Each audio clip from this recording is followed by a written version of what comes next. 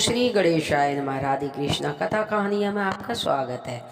लक्ष्मी नारायण की कृपा आप सब पर बनी रहे। आइए सुनते हैं कि महाग महात्म्यम का 28वां अध्याय। इतनी कथा सुनने के पश्चात महात्मा वेद धुति ने कहा, हे पिशाच, तुम ब्रह्मराक्षस अर्थात प्रेत योनि धारी वसु। यह बात सुनने के पश्चात वही धर्मात्मा पथिक कौतूहल एवं जिज्ञासा से ग्रस्त होने लगे।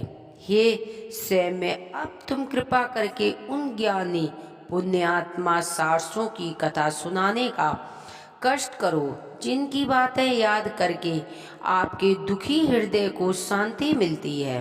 मैं उन सारसों की कही हुई बातें उत्सुक हूँ।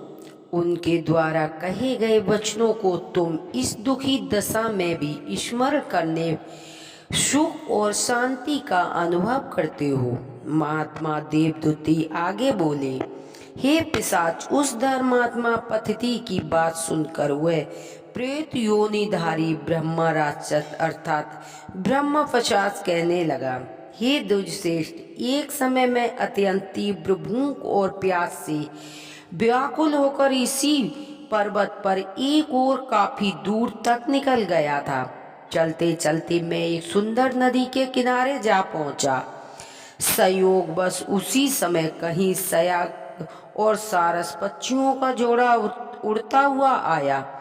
वह जोड़ा वहां उतरकर नदी के स्वच्छ निर्मल मनोहर एवं पारदर्शी जल को मैं कीड़ा करने लगा। कुछ समय तक जल कीड़ा करने के पश्चात नर सारस नदी के किनारे सो गया तथा उसकी पत्नी अर्थात मादा सारस वहां पर पहरा देने लगी। उसी समय एक विशाल और अति हष्ट पुष्ट बांदर कहीं से वृक्षों से लंबी लंबी छलांगे भरता हुआ आ पहुंचा। उस विशालकाय बंदर को देखकर वहां उपस्थित छोटे छोटे पशु पक्षी चीख पुकार करते हुए भाग निकले। मादा सारस नर सारस को सचेत कर पाती इतने इसके पूर्व ही बंदर ने नदी के किनारे सोए नर सारस की दोनों टांगें पकड़कर अपनी ओर खींची। पति को विपीत तथा दुख से ग्रस्त देखकर मादा सारस भी व्याकुल एवं दुखी हो गई, परंतु भयभीत होकर पलायन नहीं किया। बांदर द्वारा अपनी टांगें पकड़े जाने ही नर सागर की निंदा भंग हो गई और स्वयं को एक विशालकाय और हृदय पुष्ट बांदर द्वारा पकड़ा हुआ देख वह एक पल के लिए पूर्ण भयभीत होकर भक्ति शक्ति खो बैठा और मौन हो गया। थोड़ा प्राकृतिक होने पर वह नर सागर साहस जुटाकर उस विशाल बांदर से बोला, हे कपि श्रेष्ठ सज्जन, जीव कभी भी निर्पधार प्राणियों को निरंतर देखकर बेकार नहीं सताती है। आप मुझ निर्दोष को क्यों कष्ट दे रहे हैं? यह शाखा मृग हम निर्दोष परिगण हैं, वन में रहते हैं तथा आकाश में विचरते हैं। हम हिंसा पाप अन्याय कारागार इत्यादि से मुक्त रहकर अपना गृहस्थ जीवन व्यतीत कर रहे हैं और मुझे कष्ट देना है एवं पीड़ित करना आपके लिए उचित नहीं है। मैं आपके पूर्व जन्म का संपूर्ण वेदांत आपको सुना सकता हूँ। सारस के यह वचन सुनकर उस उत्पाती एवं चपत बंदर ने सारस की दोनों टांगें अपने हाथों में बंधन से मुक्त कर दी। उसने दरपूर्व स्वयं में कहा, तुम एक साधारण शांत और सहज तथा ज्ञान से हीन पक्षी हो। तुम्हारी तुलना में तुमसे बड़ा शक्तिशाली एवं बुद्धिमान हूँ। अब जल्दी से तुम यह बताओ कि तुम मेरे पूर्व जन्म के बारे में क्यों और कैसे जानती हो, क्या क्या जानती हो? सारस ने कहा, ध्यान पूर्वक सुनो। तुम अपने पूर्व जन्म में विंध्याचल पर्वत के राजा थे। उस समय मैं तुम्हारा राजरोहित था। मैं सदैव तुम्हें उचित नीति युक्त तथा धार्मिक मंत्रणा दिया करता था, परंतु तुम मेरे परामर्श पर ध्यान नहीं देते थे।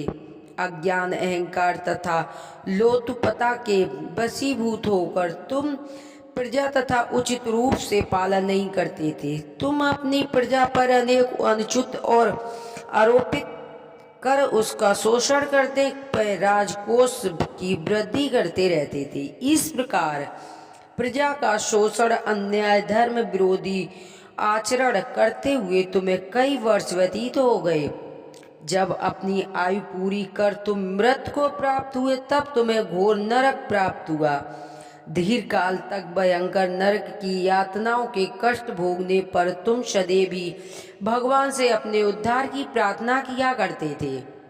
हे वानर, नरक भोगने के पश्चात शेष पाप भोगने के लिए तुम्हें यह वानर योनि प्राप्त हुई है। इस वानर योनि में भी तुम हिंसा तथा पाप में लीन होकर निरपराध प्राणियों की हत्या का पाप करके पुण्य उसी नरक यातना में लौटने की स्थिति बना रहे हो। तुम हिंसा तथा उत्पीड़न तथा पूर्ण परित्याग कर दो ताकि सद्गति प्राप्त कर सको। सारस ने आगे कहा, मैं जब पूर्व जन्म में तुम्हारा राज पुरोहित था, तब मैं पूर्ण धार्मिक जीवन व्यतीत करता था।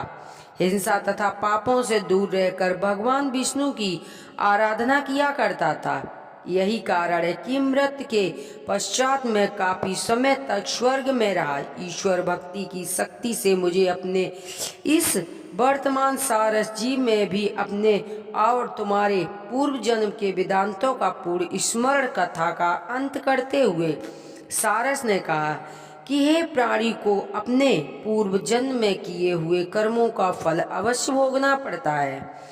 यही सृष्टि का विधान है। देवता भी इस विधान का उल्लंघन नहीं कर सकते हैं। सारस द्वारा की गई इस कथा को सुनकर वह बांदर बड़ा प्रभावित हुआ तथा सारस से कहने लगा, अवश्य ही तुम ज्ञानी हो तथा सब कुछ जानते हो, किंतु यह स्पष्ट करो कि तुम्हें यह पक्षी की योनि किस प्रकार प्राप्त हुई है। 28वां अध्याय यहीं पर विराम लेता है। सुनते हैं आरती। ओम जय जगदीश हरे, स्वामी जय दीननाथ हरे, भक्ति जनों के संकट बंसी वाला दूरी करे। ओम जय जगदीश हरे, जो ध्यावे फल पावे, दुखी बिन से मन का, सुखी संपत्ति घरे आवे, कष्ट मिटे तन का।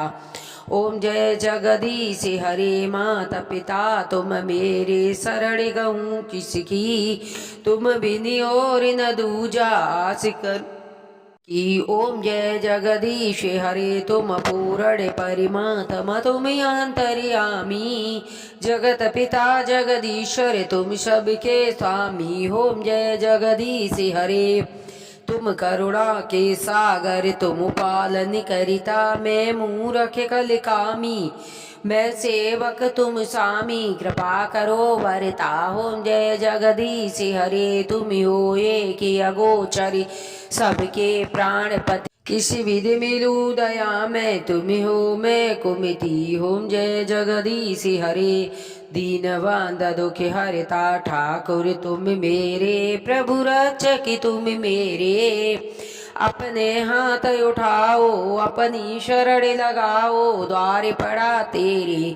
ओम जय जगदीश हरे, विषय विकार मिटाओ, पापी हरो देवा, सदा भक्ति बढ़ाओ, संतन की सेवा। ओम जय जगदीश हरे, तन मन धन सब कुछ है तेरा, तेरा तुझको अर्पण क्या लागे मेरा। ओम जय जगदीश हरे, श्री श्याम सुंदर जी की आरती जो कोई नर गावे, शम प्रेम सहित गावे, कहत शिवानंद स्वामी, भजते हरि हरि स्वामी, मन वांछित फल पावे। ओम जय दीननाथ हरे, कर्पूरी गौरम करुणावतारम, संसादिशारम भुजगेन्द्रहारम, सदा वसन्तं हृदय हरिवृन्दे, बाबां भवानी शतं नमामि। तुमेव माता च पिता तुमेव बन्धु च सखा तुमेव विद्याधरणं तुमेव शरणं मम देव देवा।